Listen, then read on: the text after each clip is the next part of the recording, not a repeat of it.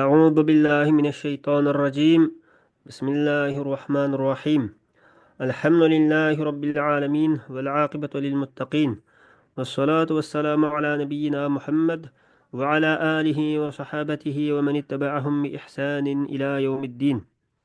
اللهم لا علم لنا إلا ما علمتنا إنك أنت العليم الحكيم. الله تعالى iltifat bilen Sure Bakara'dan 269 ayetini okup olduk. İlgirki ayette Allah Teala müminlerini sadaka kılışka, özünün yolunda, Allah'ın yolundan nefret kılışka kızık doğan mezmunlar sözlengendi. Hem de bugün okuyduğun ayetinin mezmunları varsa Allah Teala şu her bir sadakının sarf kılınan orununu bildiğanlıkını bizge bayan kıp durdu. Yine şu sadaka Allah Teala'ya itaat kıldığı yerlerge sarf kılınamdı ya ki Allah'a asilik kıldığı yerge sarf kılınamdı. Shuni bildiganligini bizga oydinlashtirib berdi ekan. Va shundaqla Alloh taolo bizga sadaqa vaqtida sadaqani maxfiy sadaqa, nafli sadaqani maxfiy qilish bilan oshkor qilishning orasida ixtiyorlik berdi. Lekin maxfiy qilish afzaldir deb shuni bayon qilib beryapti. Ya'ni sadaqani maxfiy qilishningki afzal ekanligining dalili nima desa, payg'ambar sollallohu alayhi vasallam hadisde şuna degan. Yani kıyamet günü Allah'ın sayesinden başka sayı yok olan şu günde Allah Teala özünün sayısı yani erşinin sayısı da sayıdığın yettürlük adamını bayan kılıp gelip şunun birisi kim o degende şunda bir adam ki bir sadakını kılıp onu mahfi kılgan hatta ki sol kulu nepi kılganını o'ng qo'li nepi qilgan narsani so'l qo'li bilmay qolgan darajada shunda maxfiy qilgan odam deb bayon qilib bergan. Shunga binoan sadaqani maxfiy qilish afzal deydi ekanmiz. Lekin nafli sadaqani gapimi va lekin nafli sadaqani oshkor qismi umi joiz deydi. Alloh taolo shunday deydi: "Estaizu billah va ma anfaqtum min nafaqatin aw nadartum min nadrin fa innalloha ya'lamu va ma liz-zalimin min ansar." Nafiqadan nimani nafiqa qilmanglar? Yine nimene hayır ihsan kılmanglar yoki Allohning yo'lida nimene va'da qilmanglar, Alloh uni haqiqatan bilib turdi. Zolimlar, ya'ni zakotni man'iy qiluvchilar yoki pul mulini gunoh ishlarga sarf qiluvchilar, undaqlarga hech qanday madadkor chiqmaydi. Sadaqani oshkor bersanglar bu yaxshidir. Agar sadaqani maxfiy bersanglar va yo'qsullarga bersanglar texmi yaxshidir. Bu sizlarning ba'zi gunohlaringlarga kafforat bo'ladi. Allah sizlarning qilgan amalinglardan xabardordir. Ne ve ma enfaqtum degan addaytum. Zakatdan yoki sadaqadan nimani xayr ihson qilsanglar yoki qandayki bir nazrni bir ishni nazr qilib qolsanglar. Ya'ni nazrga vafo qilsanglar degan. Bu nazr degan asli Alloh taolo bir musulmonga majbur qilgan ish emas, lekin bir musulmon o'zi vojib qilib olgan ish emas. Men mundaq ishim hal bo'lib qolsa, mancha kun ro'za tutaman yoki manchalik xayr ihson sadaqa beraman deb o'ziga nazr qilgan bo'lsa, o chog'da bu vojib bo'lib qoladi endi. Ashtan nazrga vafo qilsanglar, Alloh taolo uni bilib turadi. Shuning qarta Alloh sizga mukofot beradi deydi.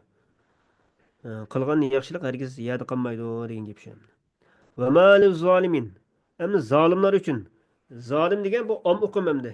Har qanday yoki ishlatkili bo'ldi zolim degan gapni. Lekin ma oyatda va malil zolimin deb keltirishdiki maqsad nafiqa, sadaqa ihson qilish va nazrga vafo qilish haqida ketayotgan bo'lgandan keyin shu zakotni va nazrni cheklash bilan, ya'ni zakotni bermay yoki nazrga vafo qilmay ashta o'z zulm qilganlar yoki xayr ihsonni nafiq qilishni Allohga osiylik qilishdan iborat o'zining o'rniga qo'ymagan mushna insonlar, mushna kishilarni zolim deydi ekanmiz. Mushtaq zolimlarga hech bir yordamchi yo'qdir. Mani'ina lahum min azabihi. Ularni Allohning azobidan to'sib qoluvchi yo'qdir. In tubdu sadaqati fa ni'mahi.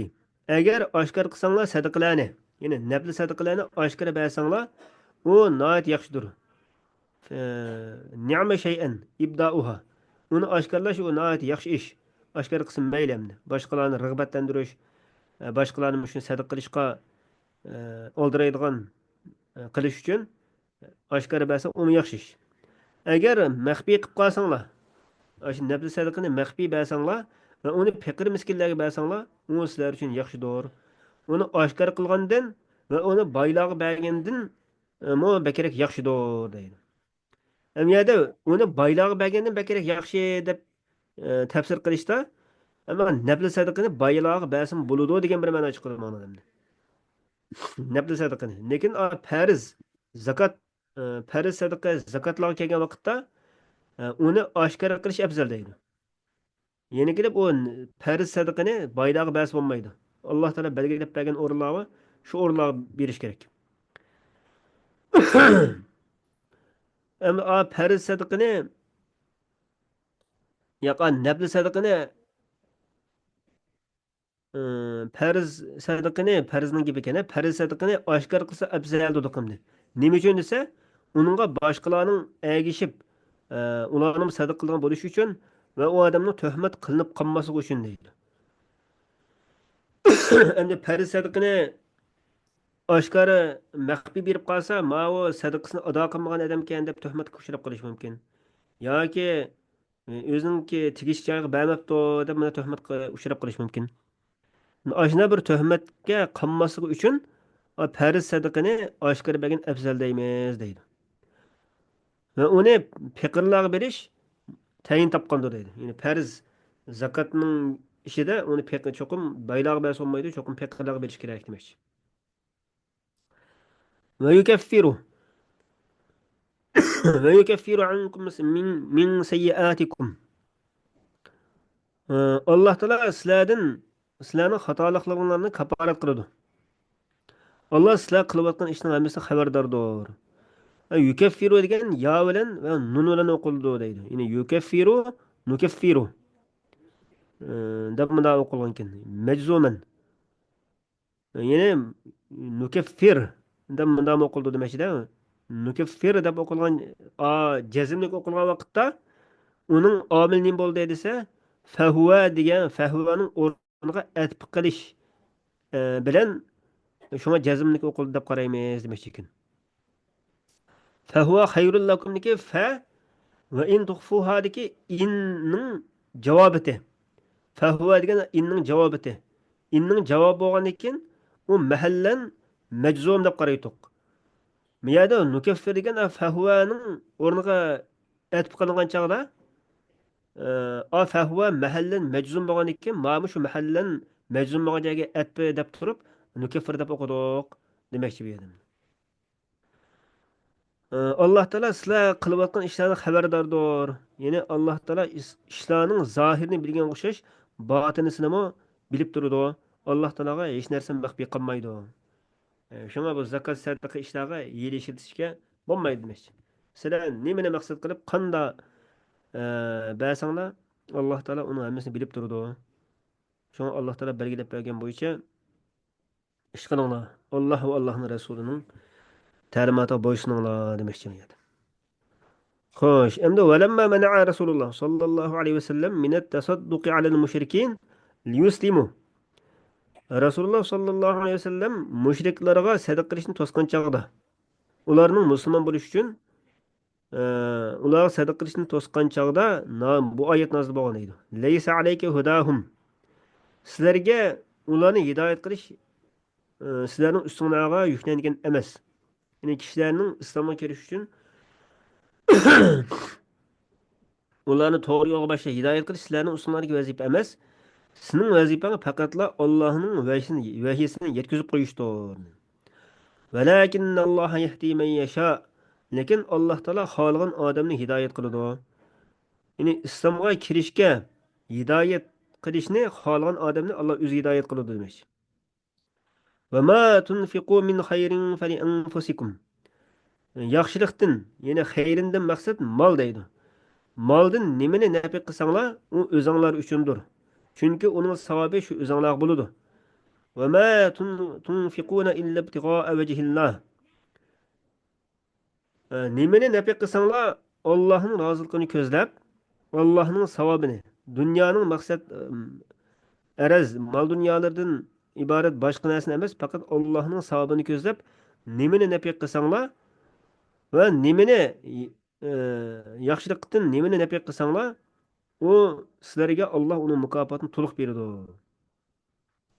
Va antum la tuzlamun. Sizlarga zulm qilinmaydi. Ya'ni shu yaxshilikdan, savobdan hech narsa kamaytirilmaydi. Ma ikki jumla avvalgi jumlani ta'kidlab kelgan deydi. Va ma tunfiquna deki so'z xabar ma'nosida xabar shaklida kelgan bo'lsa-mu, nahiy ma'nosini ifodalaydi demoqchikim. Va ma tunfiqu. Sizlar o faqat Allohning roziligini ko'zlab nafiq qilinglar degan bunda ma'noni uqtirdi demoqchida. Bir minut.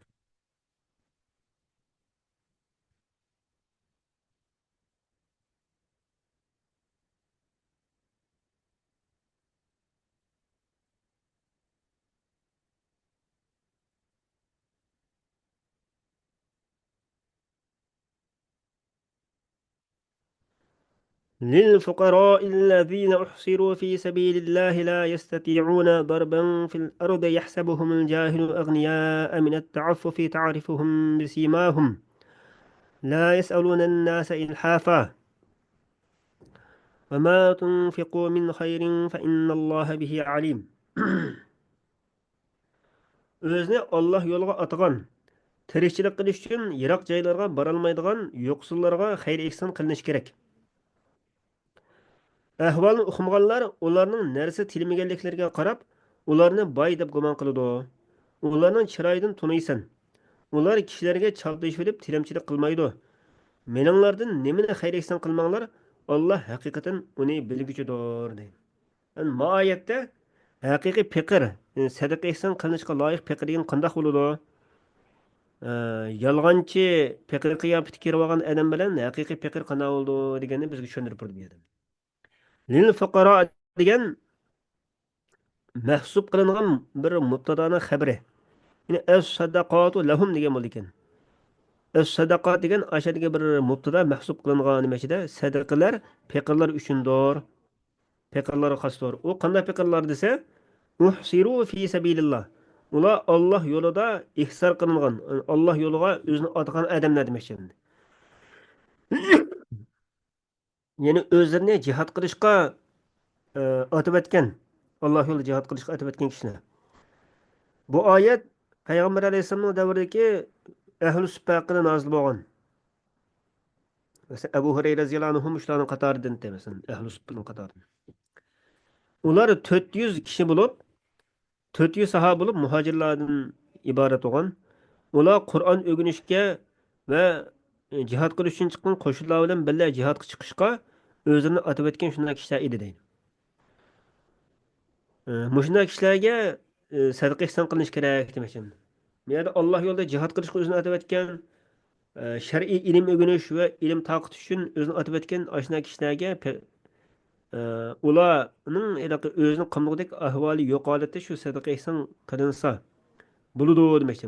Endi Allohni o'zingninki holdan o'zing xabar olmamsa, o'zing kasb qilmamsa desa, nurg'unlagan musulmonlarning foyda manfaatlari daxl tartib uchraydigan gapimni. Ilm o'rganish, ilm o'rgatish, Allohninki madin taqtish ishlari to'xtab qoladi o'chada. La yastati'una darban fil ard. Yana ular kasb qilishga qodir bo'lolmaydigan kishilar deydi.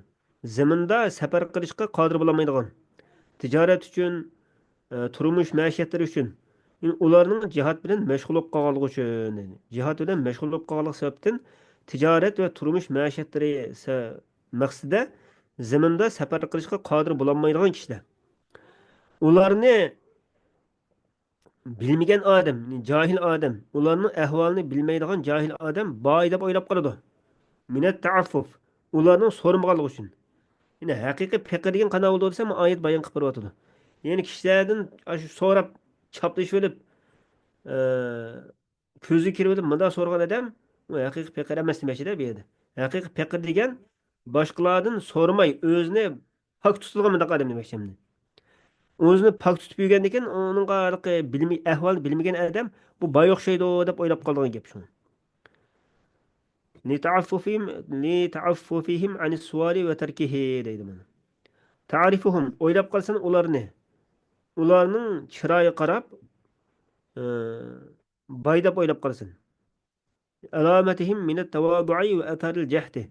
Ularning kemtarligi va tirishchanlikning ta'siriga qarab ularning alomati bilan ularni e, kim faqir emas o'xshaydi deb o'ylab qolasan.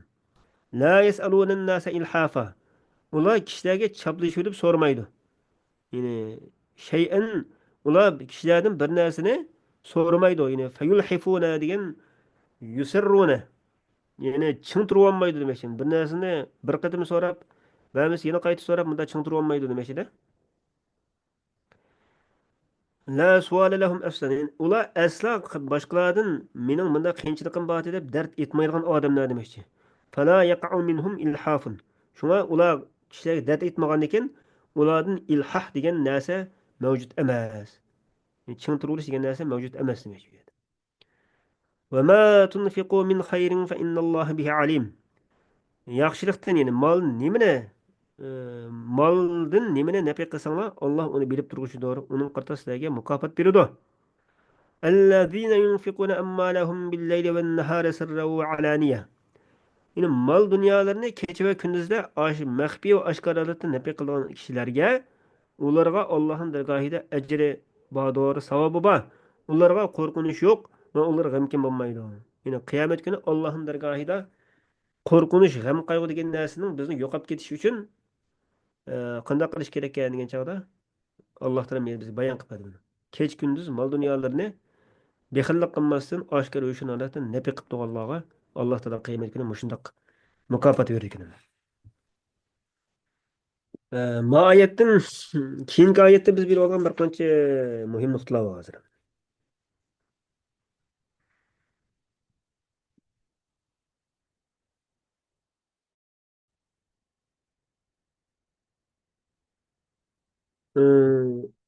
Fiqirlar Alloh taolo mush oyatda keyingi oyatda kishilarning ichida sadqa qilishning eng loyiq odamni bayon qilib bergan edi.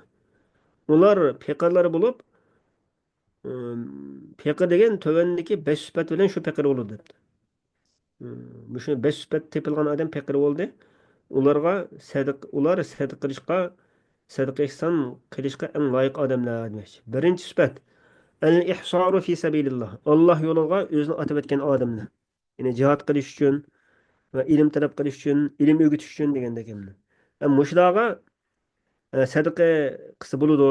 Bularni o'zininki boshqa turmush ma'ishatlari bilan alashchiligi bilan bo'lib ketib qolsa, umumiy manfaat daxl tartibga uchraydi demoqchi bu odam.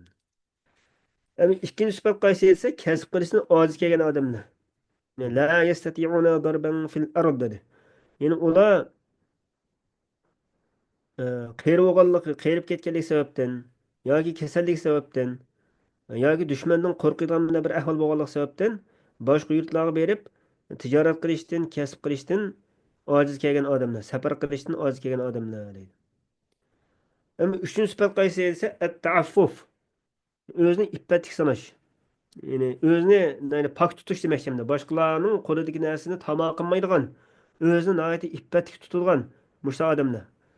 Ashta bo'lganligi uchun bilmaydigan odam ularning ahvoliga qarab, ularni boy deb o'ylab qoladi. Bularni bilmaydigan odam mana o'ylab qolsin, lekin ularning haqiqatanda fiqr ekanligini bilgan odamlarmi bor endi. O'shalardan so'rab bilish orqali sadaqasan qilsa bo'ladi demoqchi. Bu yerga maqsad haqiqiy fiqr degan kishilarning o'zini pok tutgan odam. O'zida yetarli bir narsa yo'q, lekin o'zini pok tutgan bunday odamlar shu haqiqiy sadaqasan qilinishga loyiq odamlar deganni bayon qilib bermoqchi bu yerda. Endi to'rtinchi sifat qaysi desa, ularni alayda gavlandirib turgan alomatlar bor deydi. Bu alomat ularning chiroyiga qarab turib, endi fiqirligini sen bilalaysan demoqchi. Uni bilish uchun mo'minning parosi ketadi buning debdi. tajribasi va odamninki tajribasi ketadi debdi. Yani farosatli mo'min ularning chiroyiga qarab turib, ha, ma haqiqiy nimaga sadaqaga loyiq ekan deb bilalaydi demoqchi. Hem 5. sifat qaysi degan chaqning o'zida ular asla so'ramaydi deydi. Boshqalardan mening hojatim bor deydi, boshqalarga dad to'kmaydigan, boshqalarga so'rasimi choplashib so'ramaydigan bunday odamlar demoqchi ekan. 5. sifat mush ekan. Endi choplishi iliqi o'zida bir narsa yetarlik bir narsa bor turib so'rash u qat'iy harom. Ma tafsirda shuna deyilibdi. At-tafsil munirda. O'zi yetarlik bana bir narsa bor turib, o'zini qimday oladigan ahvol bor turib, boshqalardan bir narsa so'rasa, buni hukmi harom ekan. Lekin o'zida bir yetarlik bir narsa yo'q ekan. Yo'q bo'lib turib, endi bir narsa so'ragan bo'lsa, u chog'da joiz endi. So'ragan chog'da bu shu bir qatim so'rab bermasam deb qayta-qayta 3 qatim so'rasa joiz ekan endi. Lekin bir qatim so'rab, agar ahvol bir javob chiqmay qolib qolsa, qayta so'ramaslik afzal debdi. Yani haqiqiy ehtiyoji bor odamga nisbatan demoqchi men. Yani ehtiyoj yo'q turib so'rasa, mutlaq harom deb. Alloh taolo hammalarga manfaatli mato qilsin. Va axiru da'wana anil hamdulillahi robbil alamin.